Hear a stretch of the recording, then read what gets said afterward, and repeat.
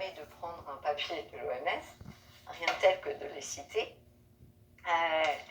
eux-mêmes vous disent que le masque est potentiellement protecteur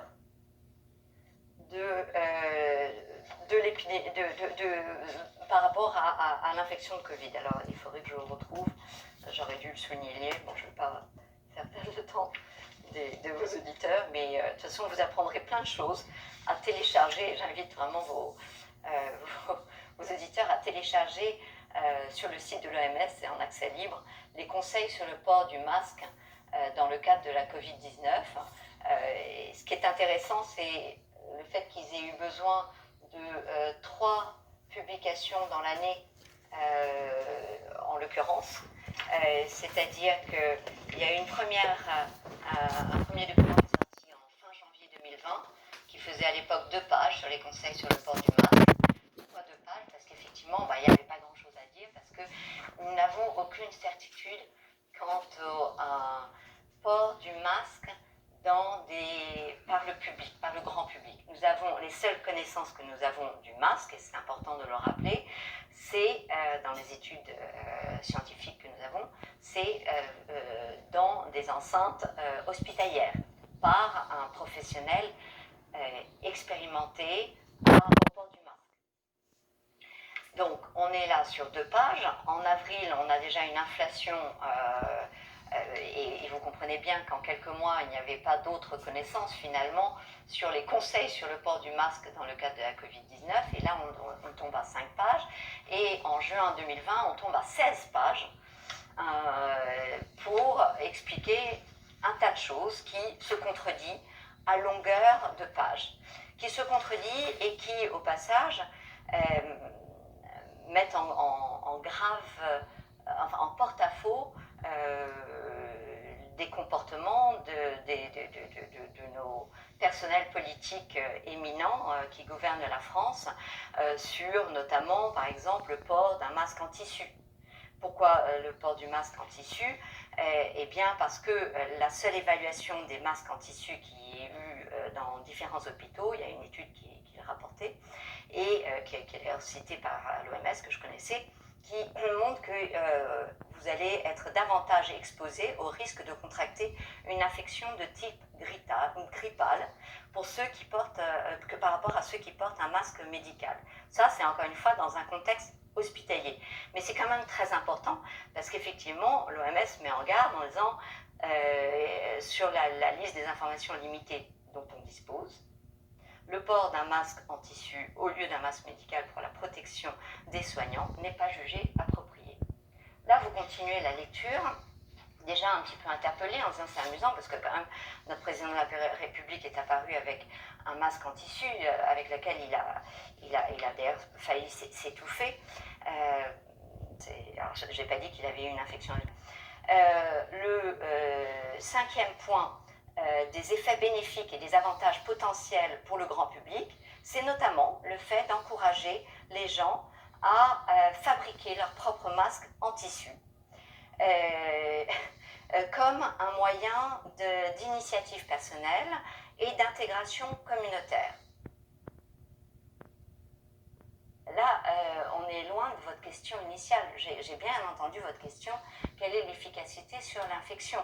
J'ai bien lu la recommandation, les conseils sur le port du masque dans le cadre de la Covid-19. Là, lorsque vous lisiez l'initiative personnelle et l'intégration communautaire, on se sent très éloigné de la Covid-19. Alors, on continue là, on poursuit la lecture et on s'aperçoit que les masques en tissu peuvent aussi offrir un moyen d'expression culturelle propre à favoriser l'acceptation des mesures de protection en général. Et là, je rejoins complètement mon collègue Jean-François Toussaint, avec qui j'ai eu la joie de siéger en commission INSERM il y a quelques années, pendant de longues années, je crois que c'était 5 années durant, qu'on a travaillé ensemble. Et lui aussi dit, mais attention, quel est l'agenda, pose la question, quel est l'agenda de ces mesures de protection en général? Parce qu'on n'en a jamais entendu parler.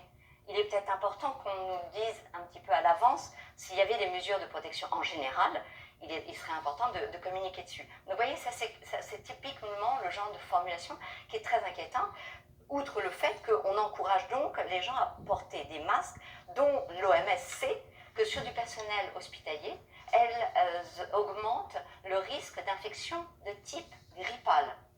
S'il y a vraiment une infection de type grippal, c'est le Covid-19. Donc voilà, alors on peut aller plus loin.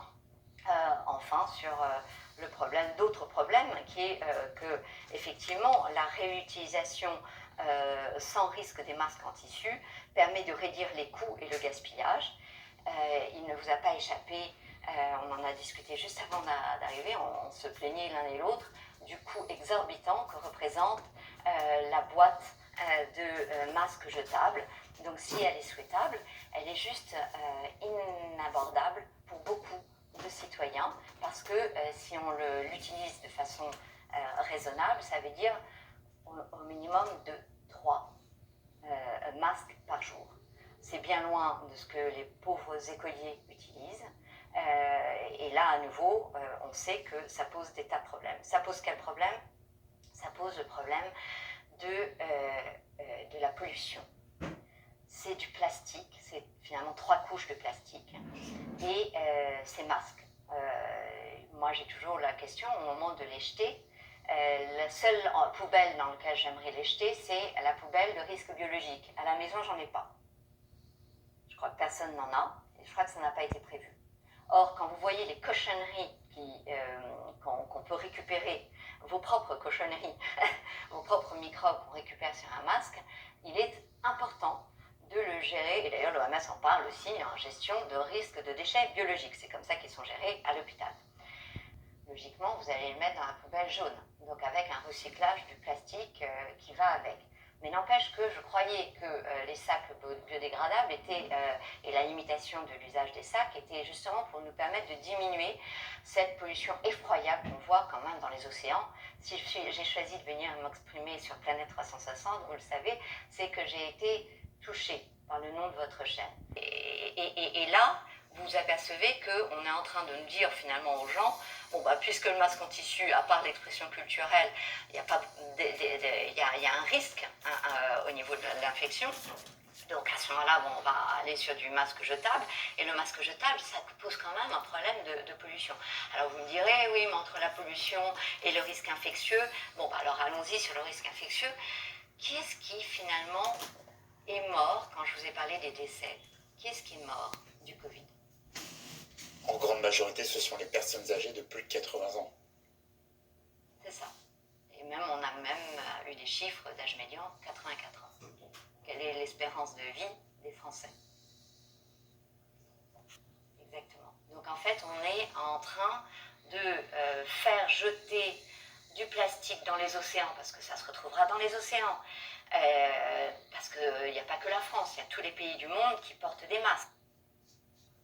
Ben justement, quelle est l'importance des défenses immunitaires face au Covid? Oui, exactement. Et alors, vous voyez, quand je lis mesures de protection en général, je dis, mais pourquoi est-ce qu'on a fait si peu état de bulletins du rapport de l'Académie de médecine qui montrait l'importance du statut de quantité de vitamine D que vous aviez sur les risques inhérents au Covid-19. Alors ça, pour moi, on est typiquement dans les risques, dans les mesures de protection en général.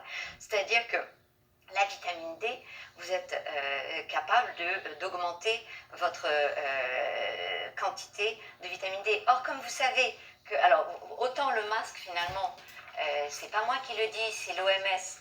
On n'a aucune certitude. On espère que potentiellement il y a un effet bénéfique à ne pas propager le virus en portant le masque, mais en fait rien n'est moins certain. Encore une fois, c'est pas moi qui le dis ça.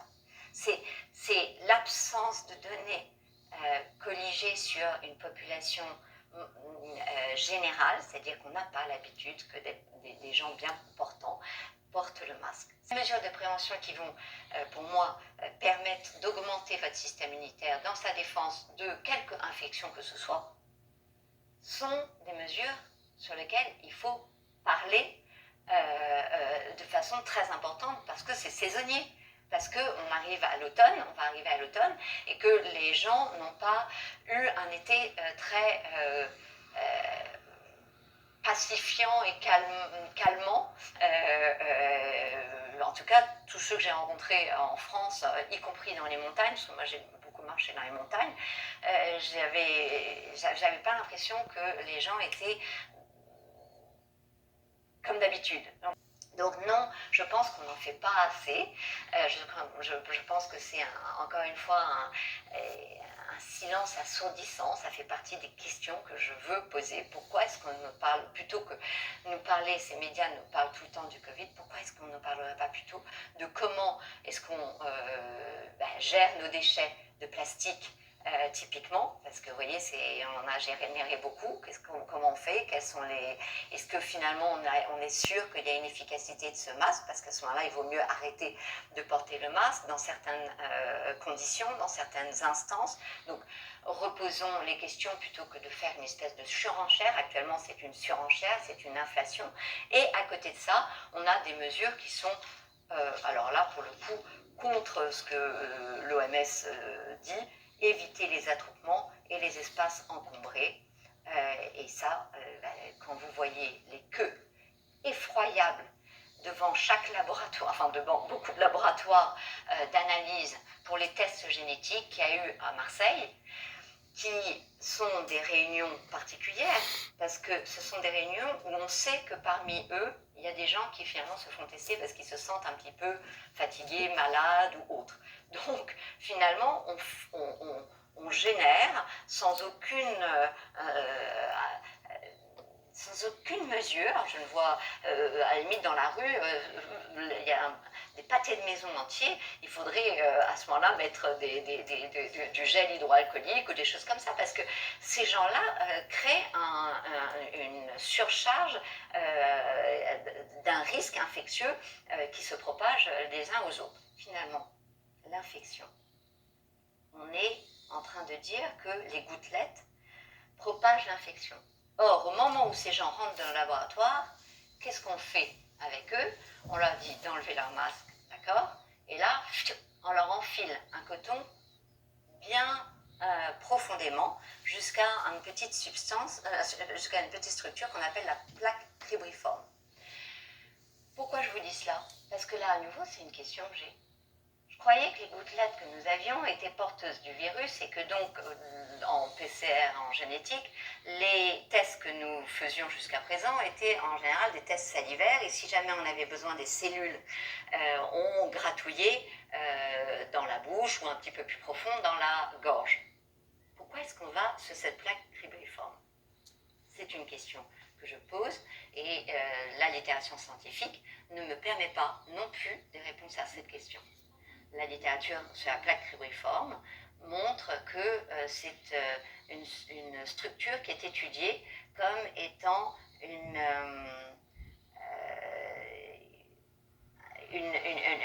un moyen, en fait, c'est étudié comme un lieu qui permettrait de passer des nanoparticules, donc des nouveaux modes de thérapie directement au niveau du cerveau.